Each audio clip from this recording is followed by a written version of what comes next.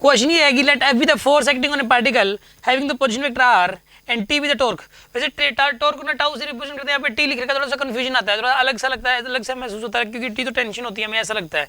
लेकिन क्या करें, इसमें जो मेंशन कर रखा है नीट का क्वेश्चन है, तो हमें मतलब जो है ये जो सही मानना पड़ेगा।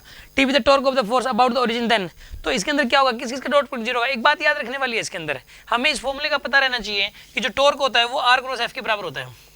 टॉर्क किसके बराबर होता है बताइए, आर क्रॉस एफ के बराबर होता है torque. Torque is always equal to r cross F, समझ आ रही है बात आपको, टॉर्क हमेशा आर क्रॉस एफ के बराबर होता है। अब एक बात बताओ आप मुझे कि यहाँ पे जो है ना अगर ये जो टॉर्क है ये आर और एफ के क्रॉस प्रोडक्ट से आता है, जो टॉर्क है वो किससे आता है, आर और एफ के क्रॉस प्रोडक्ट से, ठीक है ना। अब एक बात बताओ आप मुझे कि इसके अंदर जो है ना टॉर्क हमेशा आर और एफ के क्रॉस प्रोडक्ट से निकल के आता है, तो इसका मतलब टॉर्क इन दोनों के परपेंडिकुलर है, टॉर्क इन दोनों के परपेंडिकुलर है। जो दो वेक्टर्स का जो क्रॉस प्रोडक्ट जो आंसर आएगा वो आंसर खुद उन दोनों के परपेंडिकुलर होता है। ये रूल होता है वेक्टर के अंदर सिखाया जाता है ये रूल कि यहाँ पे जो टॉर्क है वो आर और एफ दोनों के परपेंडिकुलर है। ये तो आप कंफर्म हो जाओगे, यहाँ पे torque is perpendicular to vector r and it is perpendicular to vector F.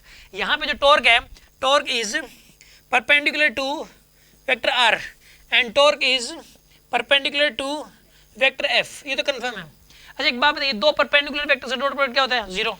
ये वाली बात भी कंफर्म है क्योंकि आई डॉट जे जीरो होता है, आई और जे एक दूसरे के परपेंडिकुलर है, जे डॉट के पर जीरो होता है क्योंकि जे और के दोनों एक दूसरे के परपेंडिकुलर है। दो परपेंडिकुलर वेक्टर्स का डॉट प्रोडक्ट हमेशा क्या होता है, जीरो। तो अब एक बात बताइए, आप टॉर्क का और आर का जो डॉट प्रोडक्ट आएगा वो क्या आएगा, जीरो।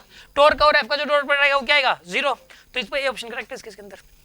बात समझ आ रही है कि नहीं आ रही आपको।